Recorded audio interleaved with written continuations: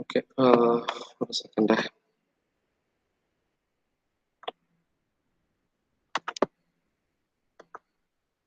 ഇവിടെ PPT ഇടുന്നതൊന്നും save ആവുന്നില്ല ഈ ഒരു PPT യൂസ് ചെയ്യാം. ഓക്കെ, സോ കാണാലോ അല്ലേ, സ്ക്രീൻ കാണാലോ അല്ലേ? ഇഷ്യൂസ് ഉണ്ടോ? Okay, so we'll be moving to the topic eccentric load acting on bolt. Okay, ഒരു ബോൾട്ടഡ് ജോയിന്റിൽ എസെൻട്രിക് ലോഡിംഗ് ആണ് വരുന്നതെങ്കിൽ അതിനെ നമുക്ക് എങ്ങനെ സോൾവ് ചെയ്യാം എന്നുള്ളതാണ് നോക്കുന്നത്. ഓക്കെ,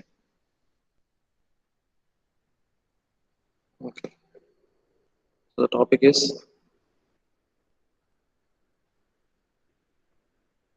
eccentric load acting അല്ലെങ്കിൽ design of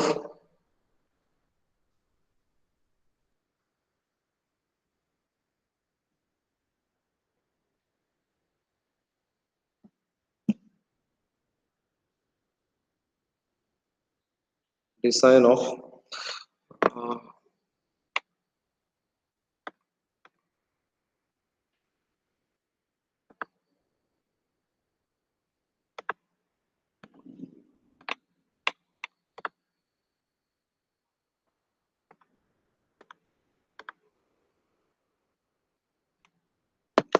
okay.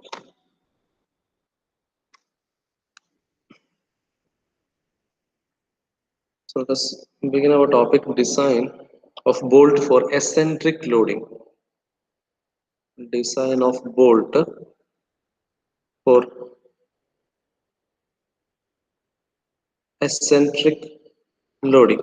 Okay, so ഇതേ സിമിലർ ടോപ്പിക് നമ്മൾ ഓൾറെഡി നോക്കിയതാണ്. ഓക്കെ, നമ്മൾ വെൽഡഡ് ജോയിന്റിന്റെ കേസിൽ എസെൻട്രിക് ലോഡിംഗ് വരുന്ന വെൽഡഡ് ജോയിന്റിന്റെ നമുക്ക് എങ്ങനെയൊക്കെ അതിനെ സോൾവ് ചെയ്യാന്നുള്ള കേസ് നമ്മൾ ഓൾറെഡി നോക്കിയതാണ്. ഓക്കെ, ഒരു ഒരു ഒരു ക്വിക്കായിട്ട് പറയുകയാണെങ്കിൽ നമുക്ക് 3 തരത്തിലുള്ള ജോയിന്റ് ഒക്കെ നമ്മൾ എടുത്തിട്ടുണ്ട്. 3 കേസസ് ആയിട്ട് നമ്മൾ ആ പ്രോബ്ലത്തിനെ തിരിച്ചിട്ടുണ്ടായിരുന്നു. എന്ന് വെച്ചാൽ ഒന്ന് ഇതേപോലെ എസെൻട്രിക് ലോഡിംഗ് വരുന്ന കേസ്, സർഫസ് തന്നെ വെൽഡ് ചെയ്തിട്ടുണ്ടാവുന്ന കേസിൽ, and the load is acting in eccentric അല്ലെ, എസെൻട്രിക് ആയിട്ട് വരുന്ന ലോഡിന്റെ കേസ്. സിമിലർലി ഇതേപോലെ തന്നെ ഇതിന്റെ മുകളിൽ പെർപെൻഡിക്കുലർ ആയിട്ട് ഇതുപോലെ ഫിക്സ് ചെയ്തിട്ടുണ്ടെങ്കിൽ ഇതിന്റെ 2 സൈഡ് മാത്രം വെൽഡഡ് ആണെങ്കിൽ ഒരു കേസ്, ഓപ്പോസിറ്റ് സൈഡ് വെൽഡ് ചെയ്തിട്ടുണ്ടെങ്കിൽ അടുത്ത കേസ്, മൊത്തം വെൽഡ് ചെയ്തിട്ടുണ്ടെങ്കിൽ അടുത്ത കേസ്. അങ്ങനെ ഡിഫറെന്റ് കേസസ് ആയിട്ട് നമ്മൾ വെൽഡഡ് ജോയിന്റ് കേസ് ഓൾറെഡി നോക്കിയതാണ്. ഓക്കെ, സോ ഇതേ പ്രിൻസിപ്പിൾ, ഇതേ മെത്തേഡ് തന്നെ നമ്മൾ ബോൾട്ടഡ് ജോയിന്റ് കേസിലും അപ്ലൈ ആണ്. അപ്പോൾ എസെൻട്രിക് ലോഡ് വരുന്നുണ്ടെങ്കിൽ ബോൾട്ടഡ് ജോയിന്റ് നമുക്ക് എങ്ങനെ ഡിസൈൻ ചെയ്യാം എന്നുള്ളതാണ് നോക്കാൻ പോകുന്നത്. ഓക്കെ, സോ സിമിലർലി നമുക്ക് വെൽഡഡ് ജോയിന്റ് കേസ് പറഞ്ഞ പോലെ തന്നെ അപ്പോൾ ബോൾട്ടഡ് ജോയിന്റ് കേസിലും there are different cases. Okay, so നമുക്ക് കേസ് ബൈ കേസ് ആയിട്ട് എടുക്കാം. അപ്പോൾ ഇവിടെ there are actually 3 cases. Okay, so we'll be closely looking into these 3 cases. First case is when load is acting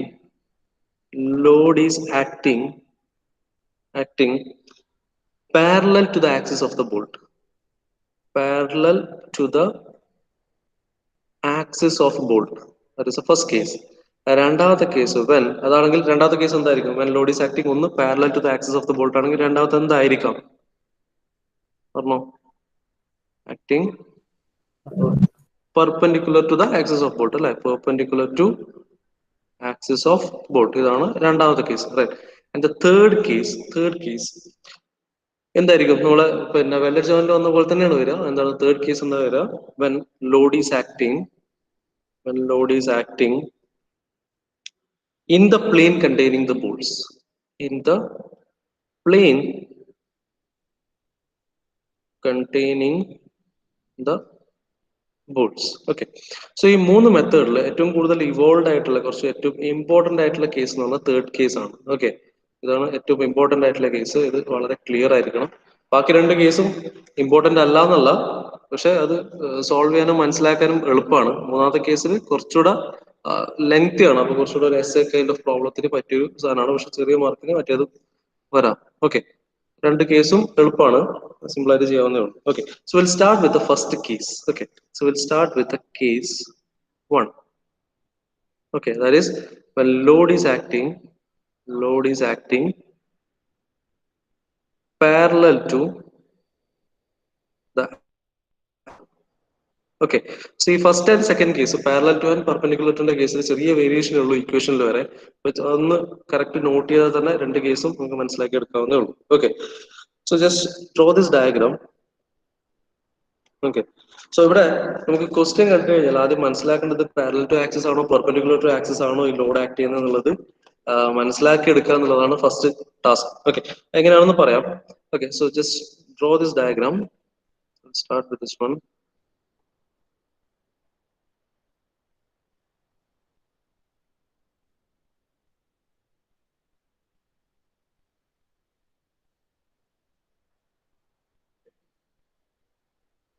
okay, കൂടെ തന്നെ വരച്ചോ.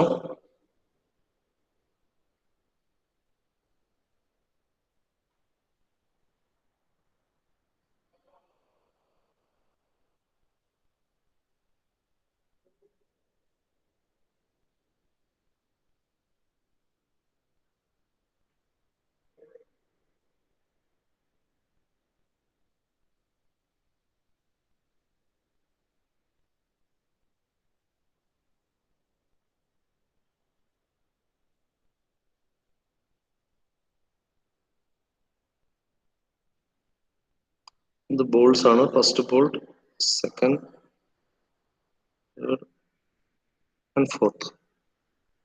Okay, and the load W is acting. So consider an arrangement where a load W is acting as an eccentric load. Okay, let this endpoint be A, and let the distance from this point to the A be L. Okay, and let the distance from first up to the first row of bolt. Okay, ഇതിലേക്കുള്ള distance, let the length be L1, and let the length from here to here be L2. Okay, right, മനസ്സിലായി? ഒന്ന് ഓർക്കുക.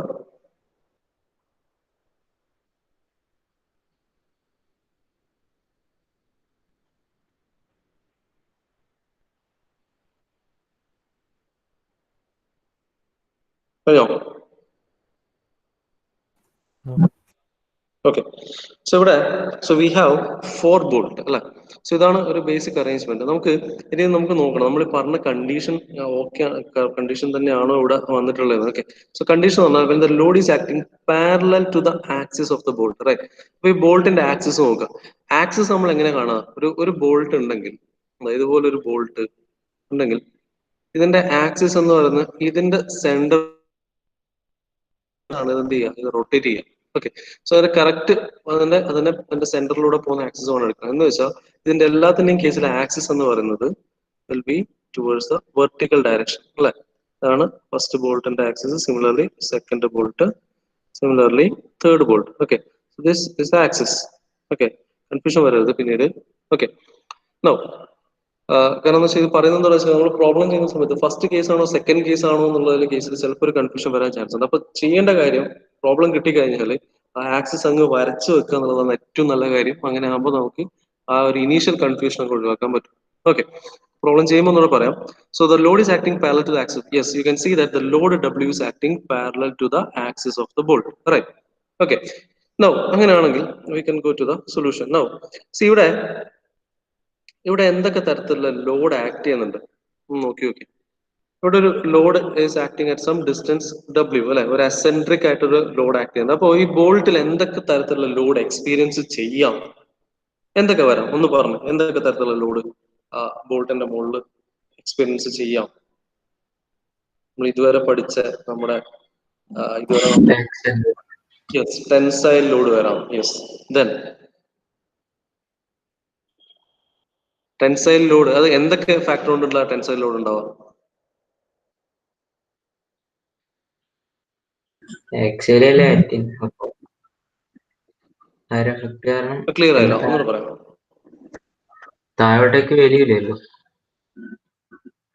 അതെ, അതൊരു tensile load, ഒരു component of tensile load. അത് കൂടാതെ പറഞ്ഞ കറക്റ്റ് ആണ്, ടെൻസൈൽ ലോഡാണ് അത് എക്സ്പീരിയൻസ് ചെയ്യുക. പക്ഷെ ഡ്യൂ ടു 2 കോമ്പണന്റ്സ്, യെസ് എക്സാക്ട്ലി അല്ലെ. എന്തൊക്കെ ഉണ്ടാവും ഇതില്? നമ്മൾ മുമ്പ് ചെയ്യുന്ന പോലെ തന്നെ എന്താ വരിക ഇവിടെ? ഒരു ലോഡ്, ഒരു എസെൻട്രിക് ലോഡ് വരുന്ന സമയത്ത് നമുക്ക് ഇതിനെ എങ്ങനെ റിസോൾവ് ചെയ്യാം? ഇപ്പൊ ഫോർ എക്സാമ്പിൾ ഞാൻ ഒരു ബോൾട്ട് മാത്രം എടുത്ത് കൺസിഡർ ചെയ്യുകയാണെങ്കിൽ ഒരു അപ്വേർഡ് ഫോഴ്സ് ഒരു ഡൗൺവേർഡ് ഫോഴ്സും കൊടുത്താൽ ഓക്കെ ആണ് അല്ലെ. സോ ഇത് ഒരു എന്ന് വെച്ചാൽ ഓരോ ബോൾട്ടും it will experience a downward pull. പിന്നെ വൈഷ്ണവ് പറഞ്ഞ പോലെ ഒരു ഡൗൺവേർഡ് പുള്ളിംഗ് ഫോഴ്സ് ഉണ്ടാവും അല്ലെ, which is your axial tensile force ഉണ്ടാവും. അത് കൂടാതെ എന്തുണ്ടാവും? ഈ രണ്ട് കോമ്പണന്റ് എന്ന് വെച്ചാൽ ഈ ലോഡ് ഇവിടെ നോക്കുകയാണെങ്കിൽ ഇതൊക്കെയല്ല, ഈ ഒരു അപ്വേർഡ് ലോഡും ഈ ഡൗൺവേർഡ് ലോഡും കാരണം you will also experience a couple, right?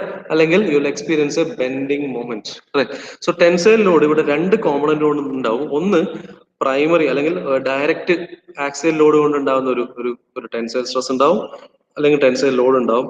Plus എന്തുണ്ടാവും? You will experience a tensile load due to bending അല്ലെ.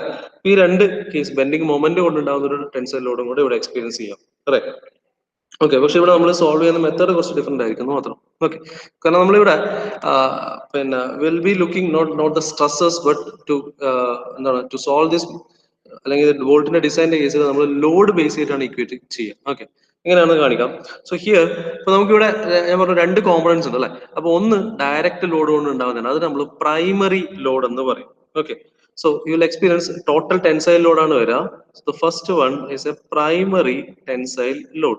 Okay, you will experience a primary tensile load അല്ലെങ്കിൽ direct tensile load എന്ന് പറയാം. Okay, and that primary tensile load, let us denote it as FT1.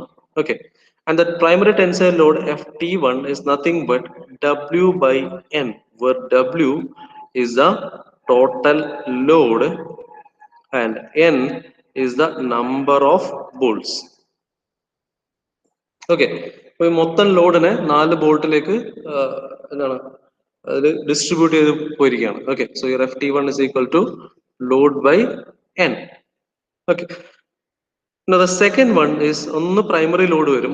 അത് കൂടാതെ ഇപ്പൊ primary load കൊണ്ട് അവിടെ ഒരു പ്രൈമറി സ്ട്രെസ് വരും അല്ലെങ്കിൽ ഡയറക്റ്റ് സ്ട്രെസ് വരും. ഓക്കെ, നോ സിമിലർലി പിന്നെ എന്ത് വരും? ഒരു സെക്കൻഡറി ലോഡും കൂടെ എക്സ്പീരിയൻസ് ചെയ്യും, secondary tensile load FT2. Okay, so FT2 determines ചെയ്യാൻ വേണ്ടിയിട്ട് now let us assume that, now let us take okay, let W be small w be the induced load, per unit distance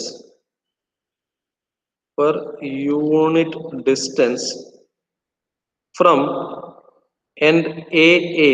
Okay, എന്ന് വെച്ചാൽ ഇവിടെ നിന്നുള്ള നമ്മളിപ്പോ UDL എടുക്കുന്ന സമയത്ത് പറയുന്ന പോലെ തന്നെ സ്മോൾ w എന്ന് പറഞ്ഞാൽ it is induced load per unit distance. Okay, per unit distance from the end AA.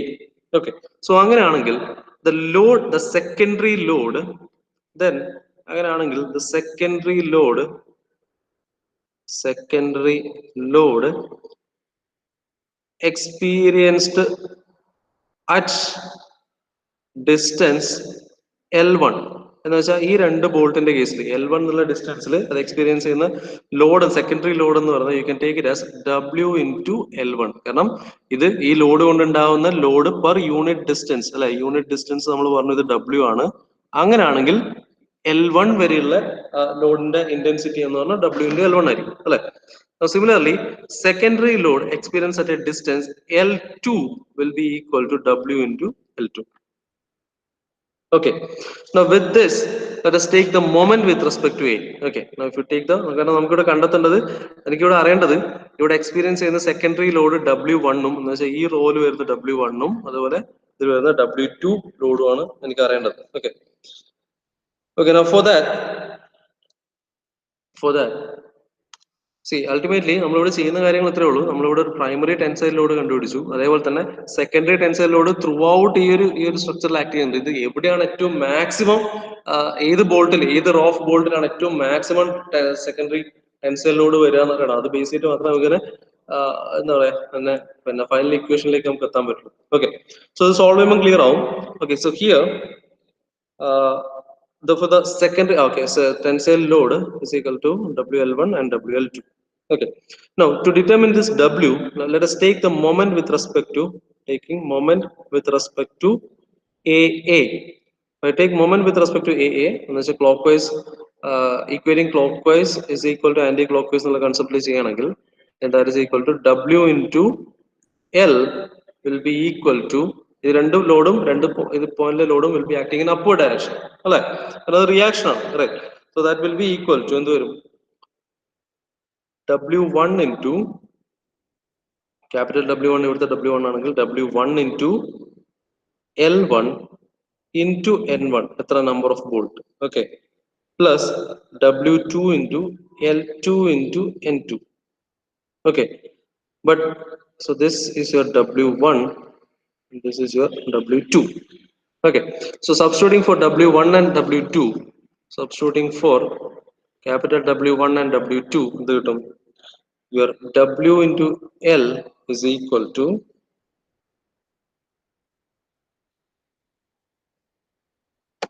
miss again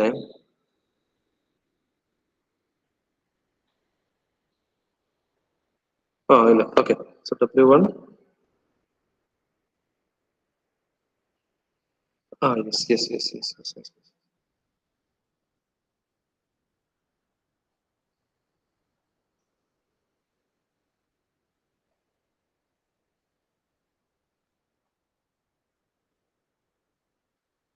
Okay right so that is equal to W into L is equal to solve ചെയ്ത് കഴിഞ്ഞാൽ എന്ത് വരും തൊട്ട് മുകളിൽ ഈ W1 എന്ന് പറഞ്ഞാൽ നമ്മൾ പറഞ്ഞു it is W into small w into L1 ആണ് so that is equal to small w into L1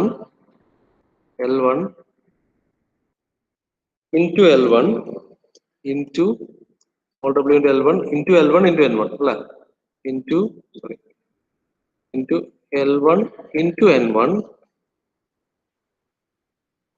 into N1 plus W2 ആണ് WL2 into L2 into N2 right ഇത് capital W ആണ് total load W into total length L okay now so on reducing this one W into L1 square N1 plus W into L2 square N2 എന്ന് കിട്ടും which is nothing but capital W into L okay now here N1 is equal to N2 is equal to 2 അല്ലേ number of bolt in each row is 2 so if you substitute the value എന്ത് കിട്ടും W into L is equal to 2 2W നമുക്ക് പുറത്തെടുക്കാം അങ്ങനെയാണെങ്കിൽ L1 square plus L2 square എന്ന് കിട്ടും 2W into L1 square plus N1 square or your small w that is load per unit length will be equal to capital WL divided by L1 square plus L2 square by 2 okay so this is the value for the small w which is the load per where w is the load per unit length or the induced load per unit length okay so അങ്ങനെയാണെങ്കിൽ your capital load w1 will be equal to WL1 and W2 is nothing but w small w into L2 okay substitute ചെയ്ത് കഴിഞ്ഞാൽ എന്ത് വരും WL1 total load W into L1 into L divided by 2 into L1 square plus L2 square. Now similarly, second case angle capital W into L into L2 divided by plus L2 square. Okay. So these are the total loads. Okay. So is it clear or no? What's here? Stuck doubt undo?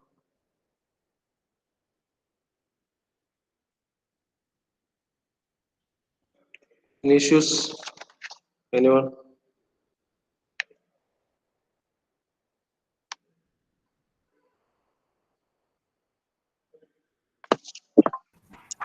അടുത്ത slide ഒന്ന് നോക്കുക okay ഒരു second എല്ലാവരും follow ചെയ്യുന്നുണ്ടോ അല്ല clear ആണോ അല്ല എന്തെങ്കിലും ഇഷ്യൂസ് ഉണ്ടോ പറഞ്ഞോ അതേഴ്സ്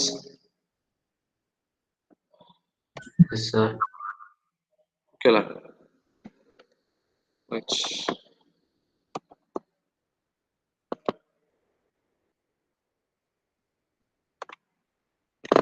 പറയാം okay so here okay W1 now so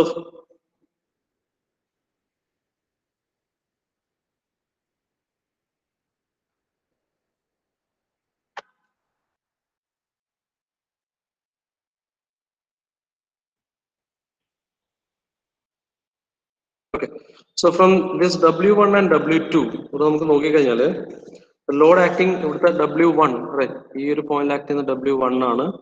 Throughout this one W1, ഈ രണ്ടാമത്തെ W2. Okay, so here your W value എന്ന് പറയുന്നത് ഇത് ടോട്ടൽ ലോഡ്. ഈ W എന്ന് പറയുന്നത് ക്യാപിറ്റൽ W എന്ന് പറഞ്ഞ ടോട്ടൽ ലോഡ് ആണ്. ലെങ്ത് എന്ന് പറഞ്ഞ ടോട്ടൽ ലെങ്ത് ആണ് 2 into L1 square plus L2 square. എന്ന് വെച്ചാൽ ഈ സ്മോൾ W ടേം രണ്ട് കേസിലും സെയിം ആണ്. For W1, comparing W1 and W2, now if you comparing load acting at the first row W1 and W2, you can find that your W2 is greater than W1. കാരണം എവിടെയാണോ length കൂടുതൽ ഉണ്ടാവുക അല്ലെ, എവിടെയാണോ, കാരണം small W value same ആണ്, right. Small W W1 എന്ന് പറഞ്ഞാൽ സ്മോൾ W into L1 ആണ്, അടുത്തത് സ്മോൾ W into L2 ആണ്, റൈറ്റ്. സോ എവിടെയാണോ ലെങ്ത് കൂടുതൽ ഉണ്ടാവുക അവിടെ ആയിരിക്കും നമുക്ക് മാക്സിമം വാല്യൂ ഓഫ് ലോഡ് ഉണ്ടാവുക അല്ലെ. അപ്പൊ ആ റോയിലായിരിക്കും സെക്കൻഡറി ലോഡ് മാക്സിമം വരിക, right. So from this we can say that your W2 is maximum, therefore your FT2 value നമുക്ക് W2 റോൾ എടുക്കാം, which is nothing but W into small w into L2 into L divided by 2 into L1 square plus L2 square. Okay, therefore the resultant total load FT is nothing but FT1 plus FT2. Okay, now for safe working എന്തായിരിക്കണം? So for safe working your condition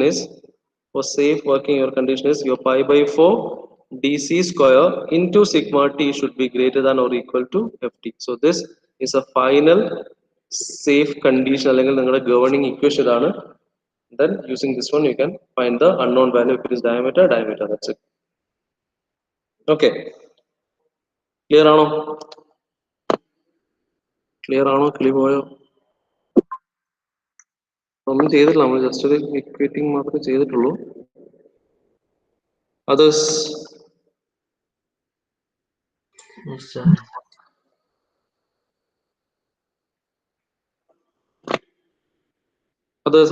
എടാ ബാക്കിയുള്ളവരും ഇല്ലേ?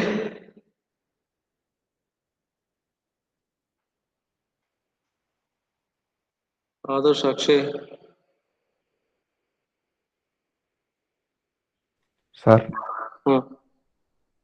എന്താ അവസ്ഥ? എന്താ?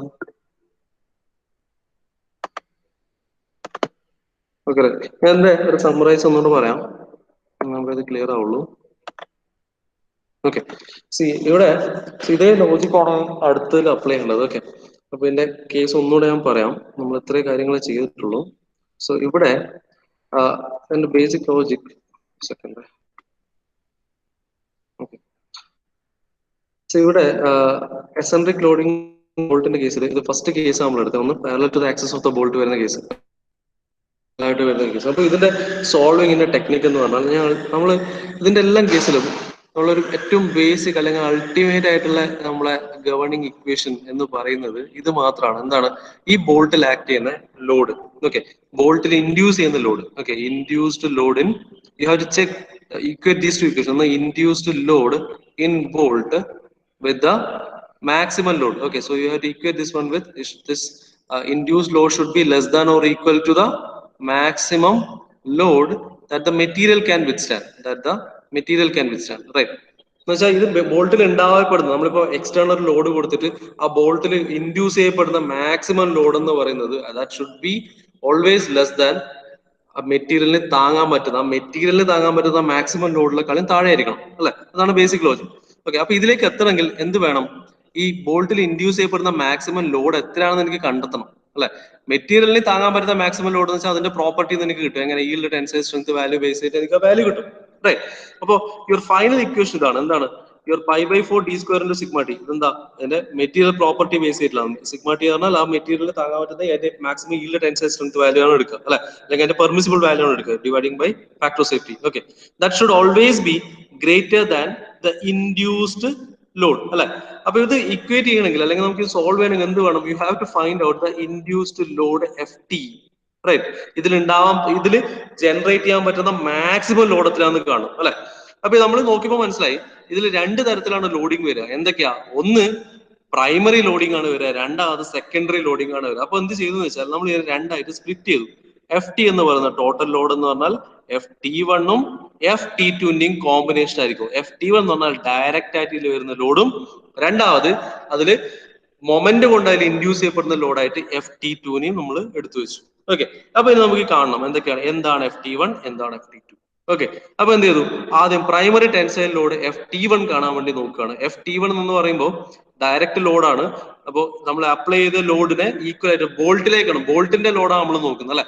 അപ്പോൾ 4 bolt ഉണ്ട്, അപ്പൊ 4 ബോൾട്ടിലായിട്ട് അത് ഷെയർ ചെയ്ത് പോവാണ് ചെയ്യുക. Okay, so your primary load FT1 എന്ന് പറഞ്ഞാൽ that is nothing but the total load divided by the number of bolts. That's it. Okay, അപ്പൊ അതോടുകൂടി FT1 പരിപാടി കഴിഞ്ഞു. പിന്നെന്ത് കാണുന്ന വെച്ചാൽ FT2 കണ്ടെത്തണം അല്ലെ, സെക്കൻഡറി ലോഡ് കാണണം. പക്ഷെ സെക്കൻഡറി ലോഡ് കാണുമ്പോൾ ശ്രദ്ധിക്കേണ്ട കാര്യം, എവിടെയാണോ മാക്സിമം വരിക ആ മാക്സിമം പോയിന്റിലെ സെക്കൻഡറി ലോഡ് ആയിരിക്കണം നമുക്ക് എടുക്കേണ്ടത്. ഓക്കെ, അപ്പൊ നമുക്ക് കണ്ടെത്തണം ഏതാണ് ആ മാക്സിമം പോയിന്റ്. ഫസ്റ്റ് ലെയർ ആണോ മാക്സിമം പോയിന്റ് വരിക, സെക്കൻഡ് ലെയറിലാണോ മാക്സിമം പോയിന്റ് വരിക. ഓക്കെ, അപ്പൊ അതിനു വേണ്ടിയിട്ട് നമ്മൾ ചെയ്തതെന്താ വെച്ചാൽ, ഇപ്പം W ആണ് ഇതിൽ ആക്ട് ചെയ്യുന്ന, ക്യാപിറ്റൽ W ആണ് ഇതിൽ അപ്ലൈ ചെയ്തിരിക്കുന്ന മാക്സിമം ലോഡ്. ഓക്കെ, അങ്ങനെയാണെങ്കിൽ ഈ മെറ്റീരിയലിൽ ഇൻഡ്യൂസ് ചെയ്യപ്പെടുന്ന ലോഡ്, ഓക്കെ, ഇതിൽ ഇൻഡ്യൂസ് ചെയ്യപ്പെടുന്ന ലോഡിനെ നമ്മൾ അസ്യൂം ചെയ്തിട്ട് എടുക്കുകയാണ്, let it be small w. Okay, per unit ലെങ്ത്തിൽ ഇൻഡ്യൂസ് ചെയ്യപ്പെടുന്ന ലോഡ് ഡ്യൂ ടു മൊമെന്റ് ആണ്. അത് മൊമെന്റ് കൊണ്ട് അവിടെ ഇൻഡ്യൂസ് ചെയ്യപ്പെടുന്ന ലോഡിനെ നമ്മൾ സ്മോൾ w ആയിട്ട് എടുത്തു. Okay, induced load per unit distance. Okay, അപ്പൊ അങ്ങനെയാണെങ്കിൽ നമുക്ക് എന്ത് ചെയ്യാം, അങ്ങനെയാണെങ്കിൽ സ്മോൾ w ആണെങ്കിൽ then the load acting at L1 എന്ന് പറഞ്ഞാൽ W into L1 ആയിരിക്കും. then the load acting at L2 എന്ന് പറഞ്ഞാൽ W into L2 ആയിരിക്കും. ഓക്കെ, അപ്പൊ നമുക്ക് ഈ ഇക്വേഷൻ തന്നെ മനസ്സിലാക്കാം, മാക്സിമം ലോഡ് വരുന്ന എവിടെയായിരിക്കും, W into L2 എന്ന് പറഞ്ഞ പോയിന്റിലായിരിക്കും. ഓക്കെ, അപ്പൊ ഡയറക്റ്റ് ആ വാല്യൂസ് എടുത്താൽ മതി. പക്ഷെ ഒരു ജനറൽ പ്രൊസീജിയർ നമ്മൾ എല്ലാ കേസും എടുത്തിട്ട് പോകുന്നു എന്ന് മാത്രം. ഓക്കെ, അപ്പൊ ഇനി എന്ത് ചെയ്യണം, എനിക്ക് ഈ W നമ്മൾ പറഞ്ഞത് ഒരു ഇൻഡ്യൂസ് ചെയ്യപ്പെട്ട ലോഡാണെന്നേ പറഞ്ഞല്ലോ, പക്ഷെ ആ ലോഡ് എത്രയാണെന്ന് നമുക്ക് കണ്ടെത്തണം. എങ്ങനെ, ഇൻ ടേംസ് ഓഫ് ഇവിടെ നമ്മൾ കൊടുക്കുന്ന എക്സ്റ്റേണൽ ലോഡിന്റെ ടേമിലേക്ക് നമുക്ക് ഇതിനെ മാറ്റണം, എന്നാലും മാത്രം നമുക്ക് സോൾവ് ചെയ്യാൻ പറ്റും അല്ലെ. കാരണം ഈ W-ന്റെ വാല്യൂ എത്രയാണെന്ന് നമുക്ക് അറിയില്ല, അത് എവിടെയും തരികയില്ല. നമുക്ക് ആക്ച്വലി കിട്ടുന്ന വാല്യൂ എന്താ, എക്സ്റ്റേണൽ ആയിട്ട് നമ്മൾ അപ്ലൈ ചെയ്യുന്ന ലോഡിന്റെ വാല്യൂസ് മാത്രമേ നമ്മുടെ കയ്യിൽ ഉണ്ടാവും. റൈറ്റ്, അപ്പൊ എന്ത് ചെയ്യാം, ഈ W-നെ നമ്മൾ ആ ഫോമിലേക്ക് മാറ്റാൻ വേണ്ടി നോക്കുകയാണ്. അപ്പൊ അതിന് വേണ്ടിയിട്ടാണ് നമ്മൾ എന്ത് ചെയ്തത്, നമ്മൾ മൊമെന്റ് അപ്ലൈ ചെയ്ത്. ഓക്കെ, സോ മൊമെന്റ് അപ്ലൈ ചെയ്ത സമയത്ത് എന്ത് കിട്ടി, will get the value four small w. അങ്ങനെയാണെങ്കിൽ ക്യാപിറ്റൽ W1 W2 കിട്ടും. പക്ഷെ നമുക്കറിയാം W2 ഈസ് മാക്സിമം അല്ലെ, W2 is greater than W1. therefore അതുകൊണ്ട് തന്നെ W2 വാല്യൂ എന്തായിട്ട് എടുക്കാം, FT2 വാല്യൂ ആയിട്ട് എടുക്കാം. Okay, so that FT2 value is this one. Okay, അങ്ങനെയാണെങ്കിൽ resultant load എന്ന് പറഞ്ഞാൽ combination of primary and secondary, ആ വാല്യൂ ഇനി എന്ത് ചെയ്യാം, ഇവിടെ സബ്സ്റ്റിറ്റ്യൂട്ട് ചെയ്യാം. സോ ഇത് ഈക്വേറ്റ് ചെയ്യാൻ രണ്ട് ഇക്വേഷൻസ് കിട്ടി. yield tensile strength value will be given, you can directly find out the diameter. That's it. Clear ആണോ ഇപ്പോ?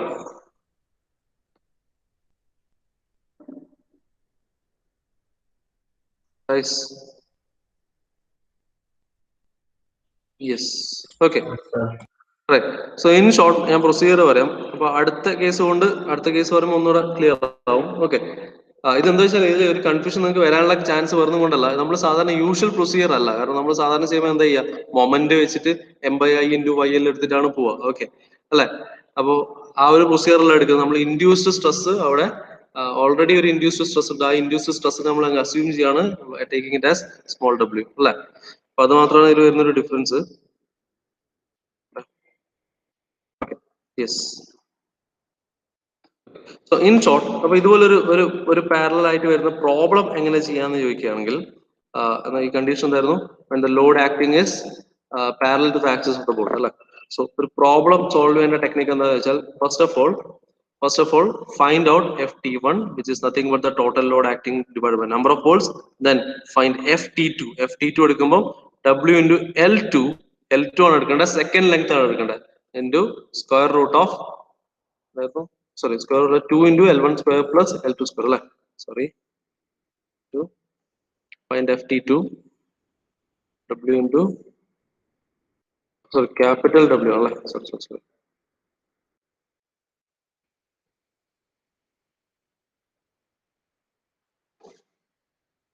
is equal to capital W total load അല്ലെ, external load, ഇതും external load ആണ്, right, into L2 into L divided by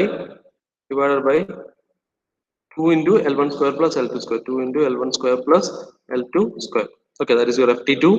Now FT1 T2 കണ്ടുപിടിക്കുക, then FT is equal to FT1 plus FT2 കണ്ടെത്തുക. ഇത് കാണാം. അതിനുശേഷം എന്ത് ചെയ്യാന്ന് വെച്ചാൽ you have to equate this one with the last equation which is this one 5/4 into D C square 5/4 into D C square into sigma T should be greater than should be greater than or equal to F T. ഈ 4 conditions അറിയാമെങ്കിൽ ഈ ഒരു കേസിന്റെ problem complete ആയിട്ട് ചെയ്യാം. So this is the steps four case 1. Okay, ഇനി ഇതിൽ എന്തൊക്കെ ഉണ്ടാവും ചോദിച്ചാൽ, സോ ഗിവൺ വാല്യൂസ് നോക്കുകയാണെങ്കിൽ എത്ര നമ്പർ ഓഫ് ബോൾട്ട് തന്നിട്ടുണ്ടാവും. So N value will be given, external load will be given, you can easily find out FT1. Okay, FT2ന്റെ കേസിൽ again your N load will be given, L2 length ആണ് തന്നിട്ടുണ്ടാവും, total length അതും തന്നിട്ടുണ്ടാവും, എല്ലാം substitute ചെയ്യുക, you will get FT2. Again FT1 FT2 കിട്ടിയ you can find the FT, direct substitute ചെയ്യുക, FT ആണ് ഇത്. സോ ഇക്വേറ്റ് ചെയ്യേണ്ട സാധനം കിട്ടി. Now, permissible tensile strength, if it is given, take it. If not given, and they are sigma is equal to nothing but yield tensile strength by factor of safety. You can assume some factor of safety value and substitute the value, and you can directly find the diameter of the bolt. That's it. That's the design procedure. Right? Clear?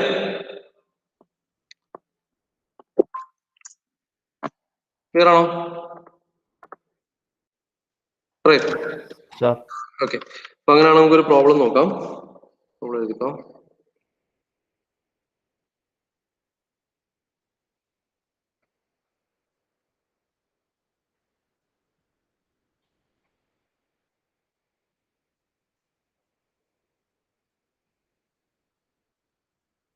നാളത്തേക്ക് ചെയ്യണേ. Direct question ഇതേ equation അതുപോലെ തന്നെ substitute ചെയ്യേണ്ട കേസേ ഉള്ളൂ, വേറൊന്നുമില്ല. Okay, right on the question.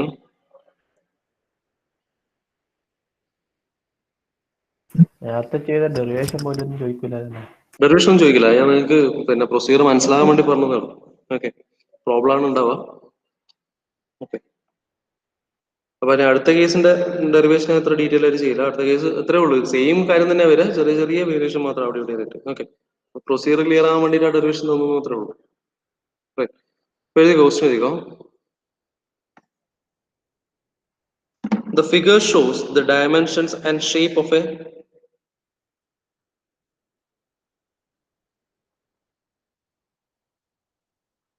the dimensions and shape of a crane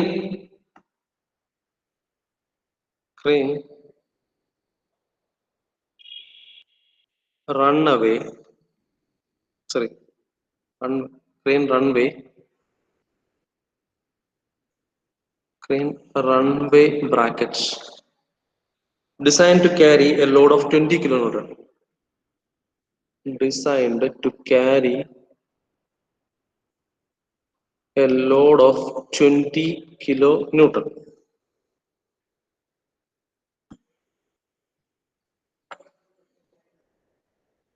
The bracket is fastened to the roof truss.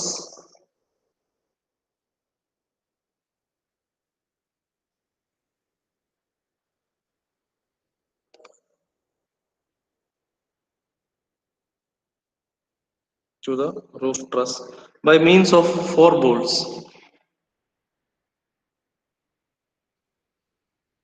Means of 4 bolts. Determine the maximum stress induced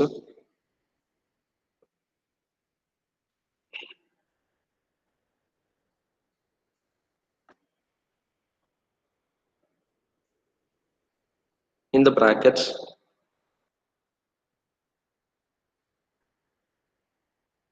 and the size of bolts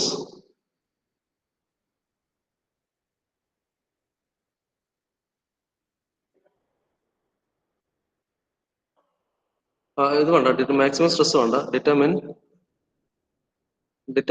the size of bolt. Okay, determine the size of bolt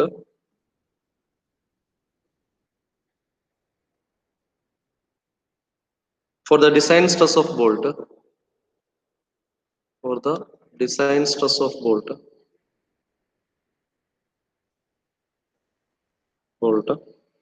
not to exceed 50 megapascal.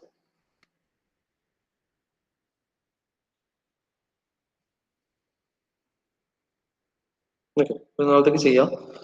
Figure shows, sorry, figure ആണല്ലേ.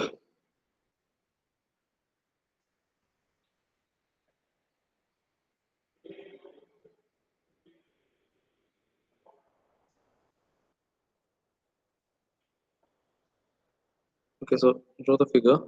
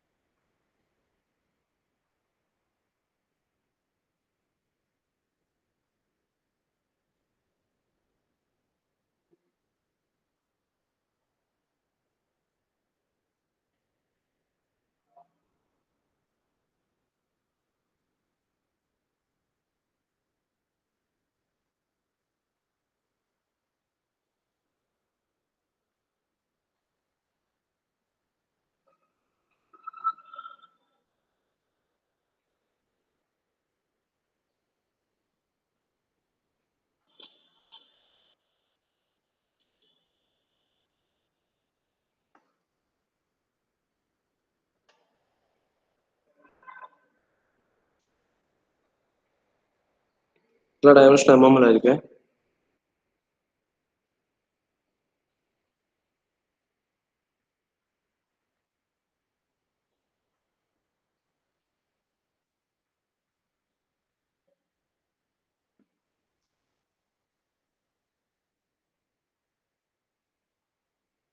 ഈ ഒരു ബോൾട്ടിന്റെ topic ശരിക്കും ഗേറ്റിന് prepare ചെയ്യുന്നവർക്കൊക്കെ നല്ല area ആണ് കേട്ടോ.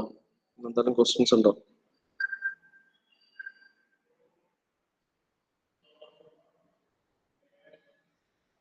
ഗേറ്റിൽ ഇപ്പൊ ഡാറ്റാ ബുക്കിന്റെ സംഭവം എല്ലാം നമ്മൾ പഠിച്ചിട്ടുണ്ടോ? ഡാറ്റ ബുക്ക് വാല്യൂസ് തരും. പക്ഷെ ഗേറ്റിന്റെ എക്സാമിന്റെ മെയിൻ ഇതെന്ന് പറയുന്നത് മെമ്മറൈസിങ് അല്ല, അതൊരു ലോജിക് ബേസ്ഡ് എക്സാം ആണ് ഗേറ്റ് എന്ന് പറയുന്നത്. അപ്പോൾ പിന്നെ എന്താ പറയുക വെച്ചാൽ വാല്യൂസ് എല്ലാം ഒരുവിധം നമുക്ക് വേണ്ട ഡാറ്റാസ് എല്ലാം ക്വസ്റ്റിൽ തന്നിട്ടുണ്ടാവും. അത് എങ്ങനെ യൂട്ടിലൈസ് ചെയ്യണം എന്നുള്ളതാണ് പഠിക്കേണ്ട എന്നാണ് ഗേറ്റ് എക്സാമിന്റെ തന്നെ ഇത്. ഒരു ലോജിക് ബേസ്ഡ് എക്സാം ആണ്, മെമ്മറി ബേസ്ഡ് എക്സാം അല്ല.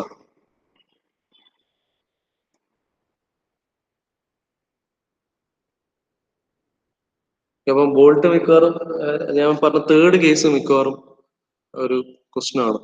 എസെൻട്രിക് ലോഡിങ്, ഇൻപ്ലെയിൻ എസെൻട്രിക് ലോഡിങ്ങിന്റെ കേസ് മിക്കവാറും ചോദിക്കുന്ന ഒരു കേസാണ്. ഓക്കെ, സിമ്പിൾ ആണ്, പക്ഷെ കുറച്ച് നമ്മൾ ഈ ചെയ്യുന്ന കാര്യങ്ങൾ തന്നെ ചെയ്യണം, പക്ഷെ സ്പീഡായിട്ട് ചെയ്യണം. പിന്നെ വെച്ചാൽ കുറച്ച് മെറ്റീരിയലിന്റെ ഇൻഡിപെൻഡൻസ് സ്ട്രെങ്ത് വാല്യൂ ജസ്റ്റ് നോക്കിക്കോ, സ്റ്റീലിന്റെ അങ്ങനത്തെ കേസ്. പക്ഷെ എന്നാലും തരും, എല്ലാം ഡാറ്റാസ് വരെ തന്നിട്ടുണ്ടാവും, ഒന്നും അങ്ങനെ മിസ് ആവാറില്ല. ഓക്കെ അല്ലേ? അല്ലേ?